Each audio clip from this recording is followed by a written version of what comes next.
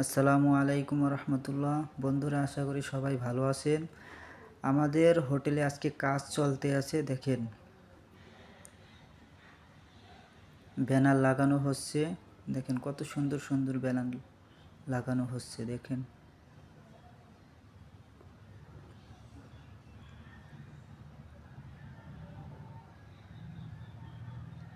আমি এই হোটেলে কাজ করি। দেখেন, এখানে অনেক সুন্দর একটা হোটেল। অনেক দিন হয়েছে কাজ করি এখানে। দেখেন, অনেক সুন্দর একটা হোটেল।